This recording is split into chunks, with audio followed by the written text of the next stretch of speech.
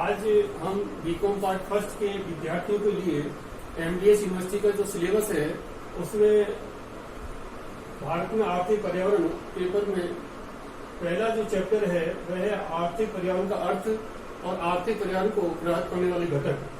आज हम आर्थिक पर्यावरण का अर्थ पढ़ेंगे कि आर्थिक पर्यावरण किसे कहते हैं। आर्थिक पर्यावरण शब्द दो शब्दों को मिलकर बना है, आर्थिक प्लस पर्यावरण। यहाँ पर आर्थिक शब्द का अर्थ है कि मानव अपने जीवन यापन करने के लिए या अपनी आवश्यकता पूर्ति करने के लिए जो भी क्रियाएं करता है जो कि अर्थ से संबंधित हैं, उन सब आर्थिक क्रियाओं को हम आर्थिक शब्द के अंदर सम्मिलित करते हैं। ये आर्थिक क्रियाएं उत्पादन, उपभोग, विनिमय, वितरण, राजस्व से संबंधित हो सकती हैं। अब पर्यावरण के शब्द का अर्थ पढ़ेंगे। पर्यावरण का सरली विच्छेद हम कर सकते हैं परि प्लस आवरण। परि प्लस आवरण का अर्थ है हमारे चारों ओर का जो आवरण है, हमारे चारों ओर का जो वातावरण है उसी को हम पर्यावरण कहते हैं। मानव के चारों ओर जो परिस्थितियां हैं, चाहे वो इंटरनल है, चाहे एक्सटर्नल है, चाहे प्राकृतिक है, चाहे मानव के द्वारा निर्मित परिस्थितियां हैं, उन सबको हम पर्यावरण के अंतर्गत सम्मिलित करते हैं।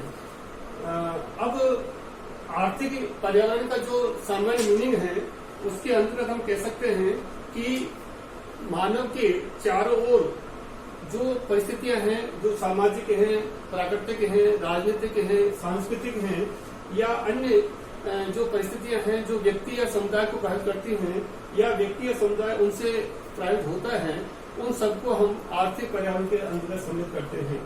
अब हम पढ़ेंगे आर्थिक पर्यावरण को प्रभावित करने वाले घटक या तत्व।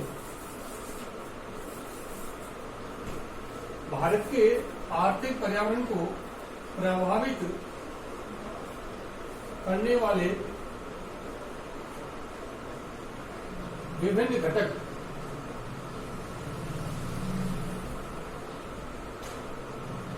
Factors affecting economic environment of India.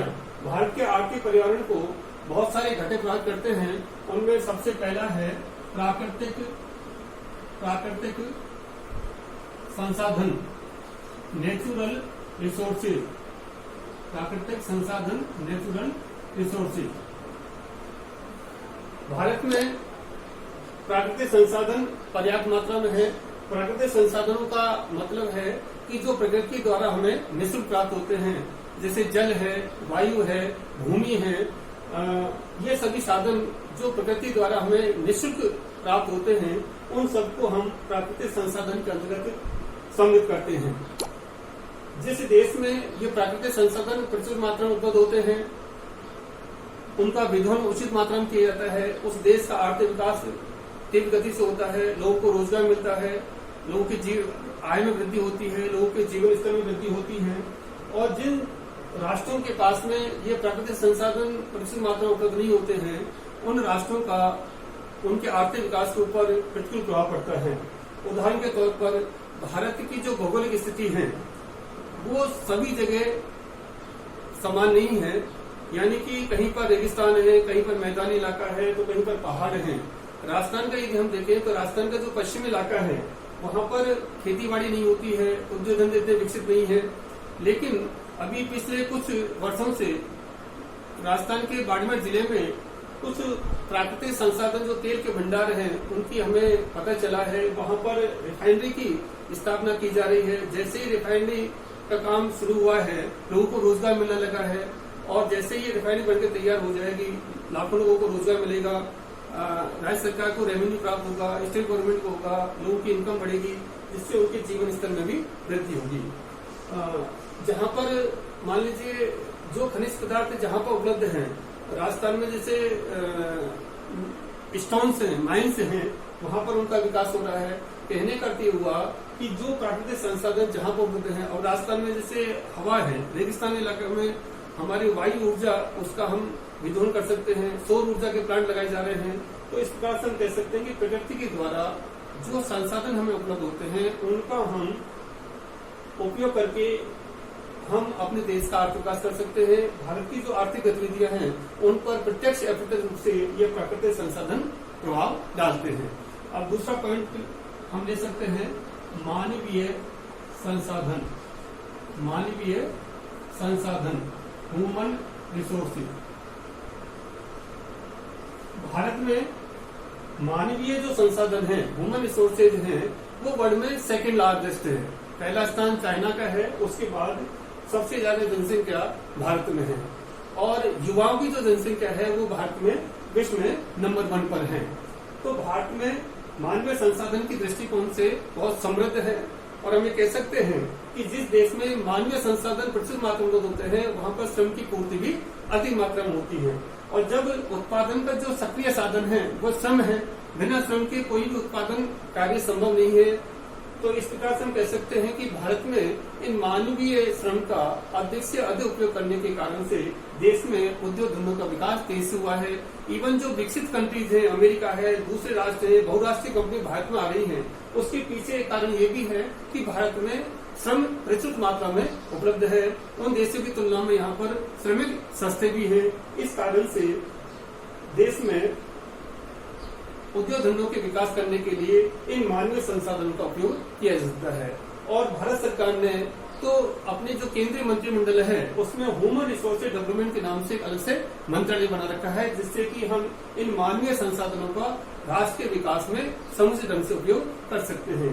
जिस राष्ट्र की जनसंख्या स्वस्थ है, काम करने के योग्य है, उन व्यक्तियों से देश के राष्ट्र विकास में बहुत महत्वपूर्ण भूमिका अदा करते हैं। अब तीसरा पॉइंट हम ले सकते हैं सामाजिक सोशल, सामाजिक एवं सांस्कृतिक परिस्थितियां।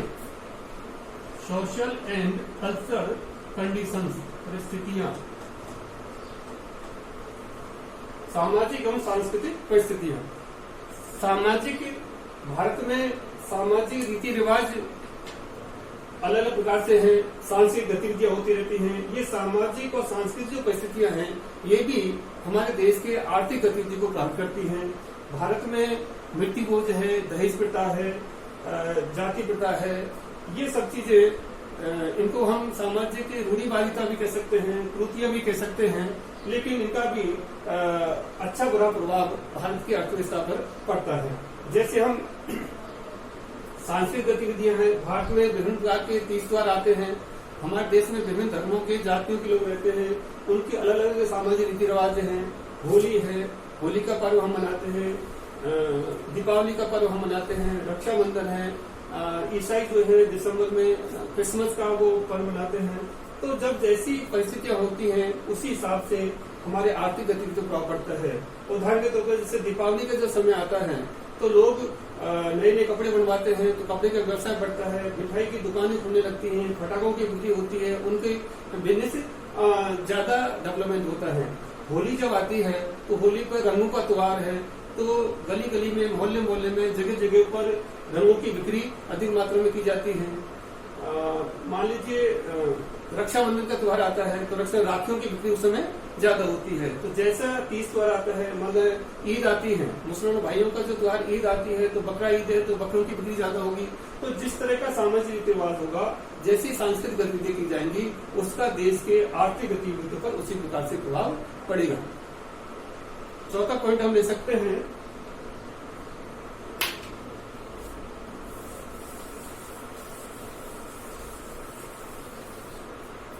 आर्थिक नीतियां, इकोनॉमिक पॉलिसीज। आर्थिक नीति, इकोनॉमिक पॉलिसी। आर्थिक नीतियों का मतलब है कि भारत सरकार के द्वारा आर्थिक गतिविधि को संचालन करने प्रकार की विभिन्न प्रकार की पॉलिसीज बनाई जाती हैं। अब ये पॉलिसीज भी कई प्रकार की होती हैं। इनमें प्रमुख है नंबर 1 मौद्रिक नीति। मौद्रिक नीति, मॉनेटरी पॉलिसी। मौद्रिक नीति इसे कहते हैं। मौद्रिक नीति कौन बनाता है? मौद्रिक नीति का सामान्य शर्त है कि देश में मुद्रा की मांग और पूर्ति को नियंत्रित करने के लिए जो नीति बनाई जाती है उसको हम मौद्रिक नीति कहते हैं। अब मौद्रिक नीति जो है वो भारत का जो केंद्रीय बैंक है, रिजर्व बैंक ऑफ इंडिया, उसके द्वारा उसका प्रण किया जाता है, क्योंकि भारत में जो नोट छापने कार्य है, मुद्रा की जो पूर्ति है, वो रिजर्व बैंक ऑफ इंडिया द्वारा की जाती है। हमारे देश में जितने भी 2 रुपए उससे अधिक राशि के जो नोट हैं, 2 रुपए है, 5 रुपए, 10, 20, 50, 100, 200, 500, 1000, ये जो अब 2000 का नोट है, 1000 का बंद हो गया, तो ये सब है रिजर्व बैंक ऑफ इंडिया के द्वारा जारी किए जाते हैं। तो देश की आवश्यकता अनुसार मौद्रिक नीति में परिवर्तन होते रहते हैं। वर्तमान परिस्थिति हम देखें तो कोविड-19 के कारण से भारत में आर्थिक गतिविधियां लॉकडाउन कारण बंद हो गई थी। तो अभी पिछले कुछ दिनों पहले ही आरबीआई ने अपनी जो ब्याज दर है उसमें कटौती की है, repo rate, reverse repo rate कटौती की है, और कुछ राहत के पैकेज भारत सरकार के वित्त मंत्री के द्वारा घोषित किए गए हैं। तो देश में मौद्रिक मुद्रा के द्वारा जिस प्रकार से पूर्ति की जाती है उसका भी भारत की आर्थिक गतिविधि पर प्रभाव पड़ता है। अब जैसे ही किसानों को कम ब्याज दर पर ऋण मिलेगा, सस्ती या हाउसिंग के लिए हम लोन ज्यादा देंगे, या इंफ्रास्ट्रक्चर के लिए हम एग्रीकल्चर के लिए लोन ज्यादा देंगे, तो उस जिस सेक्टर के लिए लोन प्रोवाइड किए जाएंगे बैंकों द्वारा, उस सेक्टर का ज्यादा विकास होगा। तो मौद्रिक नीति का भी हमारे देश के आर्थिक गतिविधियों पर प्रभाव पड़ता है। दूसरी जो पॉलिसी है राजकोषीय नीति, फिस्कल पॉलिसी, राजकोषीय नीति, फिस्कल पॉलिसी। राजकोषीय नीति किसे कहते हैं? राजकोषीय नीति का मतलब है कि सरकार के द्वारा अपनी सरकारी जो आय, सरकारी खर्च, ऋण और बजट, इन चारों को मिलाकर के जो नीति बनाई जाती है उसको हम राजकोषीय नीति कहते हैं। अब सरकारी आय, केंद्र सरकार या राज्य सरकारें विभिन्न करों के माध्यम से आय प्राप्त करती हैं। अब कर भी 2 प्रकार के होते हैं, प्रत्यक्ष कर है, अप्रत्यक्ष कर है, इनकम टैक्स है, और दूसरे जो कर हैं उत्पादन कर है, एक्साइज ड्यूटी है, बहुत प्रकार के कर, फीस है, और दूसरे साधन है, उनसे गवर्नमेंट रॉयल्टी है, उनसे गवर्नमेंट इनकम प्राप्त करती है। अब चूंकि लोक कल्याणकारी राज्य है तो गवर्नमेंट को खर्च भी करने पड़ते हैं। सोशल इंफ्रास्ट्रक्चर डेवलपमेंट, सड़क बनानी है, बांध बनाने हैं, पुल बनाने हैं, एजुकेशन पर खर्च करना है, हेल्थ के ऊपर खर्च करना है, तो सरकारी खर्च भी करती है। लेकिन ये देखा जाता है कि सरकार की जितनी इनकम है उससे ज्यादा खर्च हो रहे हैं। तो अब खर्चों की पूर्ति के लिए सरकार को ऋण भी लेना पड़ता है, सार्वजनिक ऋण। अब भारत सरकार जो है वो विदेशों से ऋण ले सकते हैं, विदेशों से जैसे अंतर्राष्ट्रीय मुद्रा कोष है, विश्व बैंक है, या और जो अंतर्राष्ट्रीय वित्तीय संस्था उनसे भी ले सकते हैं, एशियाई विकास बैंक है, या विभिन्न जो राष्ट्र हैं जैसे अमेरिका है, जापान है, दूसरे राष्ट्रों से भी हम कुछ ऋण ले सकते हैं। और चौथी बात आती है बजट।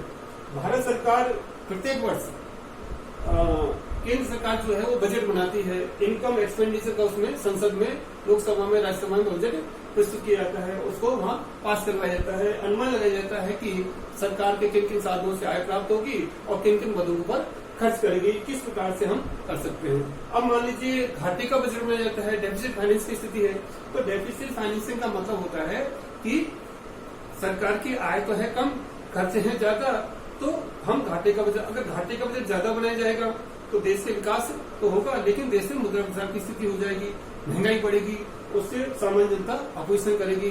तो राजकोषीय नीति, सरकारी आय, ऋण, टैक्सेशन जो पॉलिसी है, उनमें सम का प्रभाव भारत की जो आर्थिक गतिविधि है उन पर पड़ता है। तीसरी पॉलिसी जो मुख्य है वह है औद्योगिक नीति, इंडस्ट्रियल पॉलिसी, औद्योगिक नीति, इंडस्ट्रियल पॉलिसी। अब इंडस्ट्रियल पॉलिसी किसे कहते हैं? जैसा कि नाम से परिचित है, उद्योग धंधों के विकास के लिए जो भी नीति बनाई जाती है वो इंडस्ट्रियल पॉलिसी है। अब भारत सरकार ने उद्योग धंधों विकास करने के लिए इंडस्ट्रियल पॉलिसी बनाई। भारत जब आजाद हुआ 1947 में, जब देश की आर्थिक स्थिति बहुत खराब थी, उद्योग धंधों का विकास नहीं हुआ था, तो भारत सरकार ने उद्योग धंधों का विकास करने के लिए सबसे पहले 1948 में पहली इंडस्ट्रियल पॉलिसी बनाई, जिससे कि देश में उद्योग धंधों का विकास करें, लेकिन वो जल्दीबाजी में बनाई गई थी क्योंकि संविधान 1950 में लागू हुआ। लोकसभा के चुनाव थे वो 1952 में पहले आए थे, तो उसकी वो जल्दीबाजी में बनाई गई थी औद्योगिक नीति 1948 में। इसके बाद 1956 में बेसिक इंडस्ट्री पॉलिसी हमने बनाई, बड़ी सोच समझ के बनाई, और इस इंडस्ट्री पॉलिसी के तहत हमने देश का जो विकास है पब्लिक सेक्टर में, प्राइवेट सेक्टर में इंडस्ट्री खोलने की बात कही गई। और उसके बाद जैसे जैसे देश के आवश्यकता अनुसार इस इंडस्ट्री पॉलिसी चेंज की गई थी, लेकिन देश में पहली बार 1977 में गैर कांग्रेस पार्टी जनता पार्टी शासन में आई थी, तो 1956 से बेसिक इंडस्ट्री पॉलिसी उसको चेंज करके 1977 में जनता पार्टी ने एक नई इंडस्ट्री पॉलिसी उस समय बनाई थी, जिसमें छोटे स्मॉल स्केल इंडस्ट्री पर ज्यादा ध्यान दिया गया था, स्वदेशी उद्योगों पर ज्यादा ध्यान दिया गया था। लेकिन 1980 में वापस कांग्रेस पार्टी सत्ता में आ गई, तो उन्होंने एक नई इंडस्ट्री पॉलिसी बनाई, और 1980 में जो इंडस्ट्री पॉलिसी बनी थी वो 1956 को बेच लिया गया, और वापस हमने पब्लिक सेक्टर एंटरप्राइजेज के ऊपर हमने ज्यादा ध्यान दिया। 1980 के बाद 1985 में फिर हमने इंडस्ट्री पॉलिसी बनाई, और 1985 में जो इंडस्ट्री पॉलिसी बनी थी, क्योंकि उस समय देश में पहली बार एक युवा व्यक्ति प्रधानमंत्री बना था, और उनकी सोच थी कि भारत को 21वीं शताब्दी में ले जाना है। उस हिसाब को ध्यान में रखते हुए हमने इंडस्ट्री पॉलिसी 1985 में बनाई गई थी। उसके बाद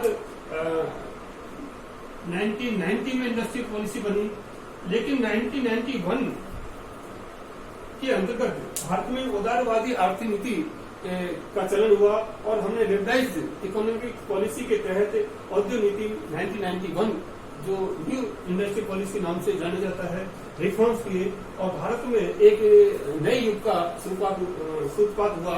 और इसके अंतर्गत हमने एलपीजी लिबरलाइजेशन, प्राइवेटाइजेशन और ग्लोबलाइजेशन, एलपीजी, इसके ऊपर ज्यादा ध्यान दिया, उदारीकरण, निजीकरण और वैश्वीकरण को बढ़ावा दिया।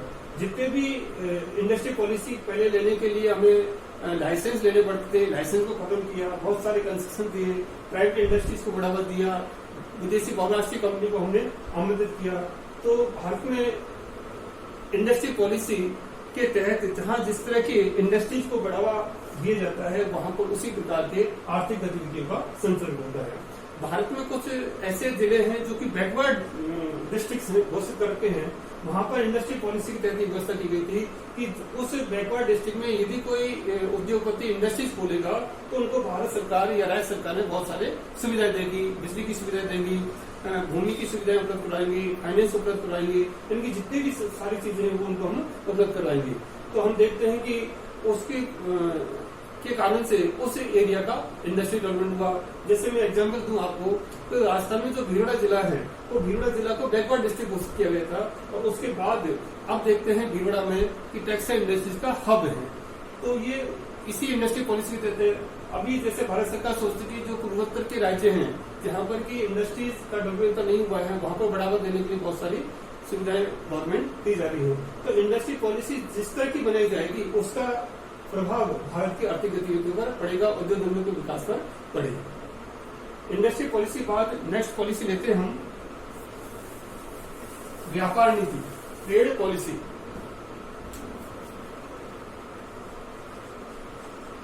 व्यापार नीति, ट्रेड पॉलिसी।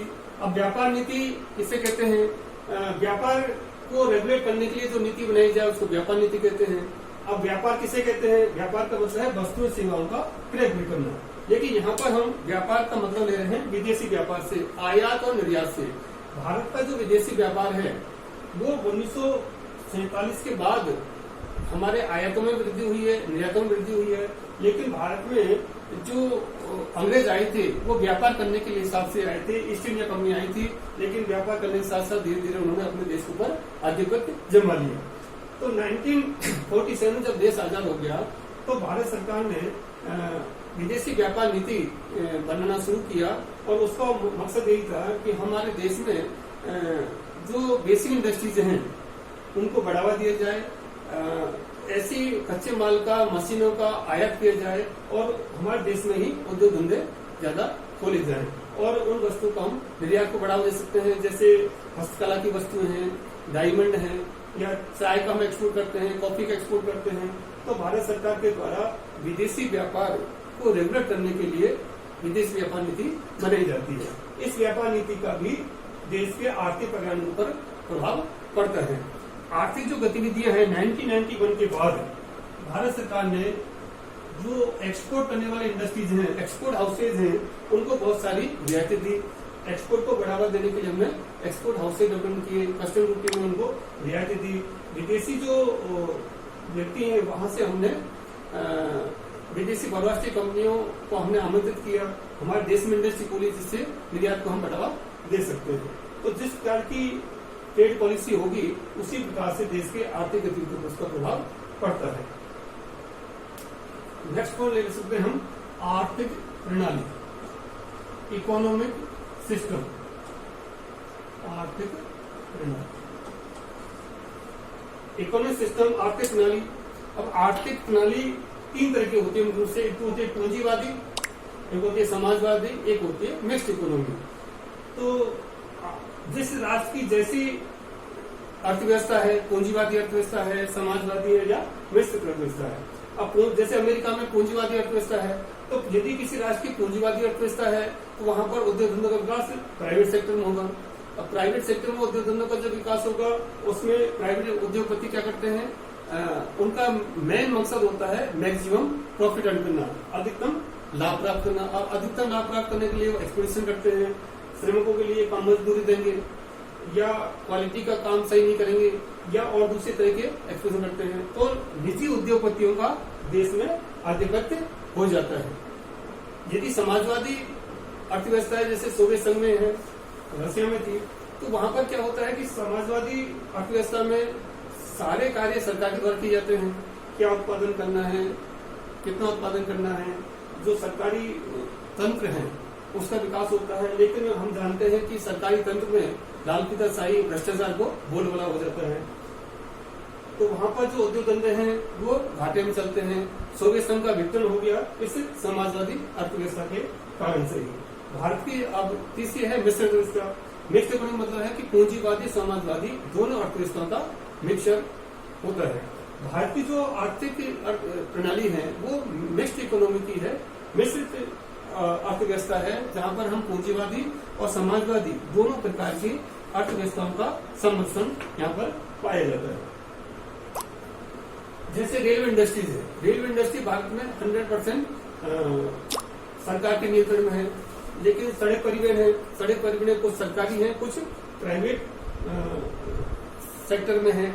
तो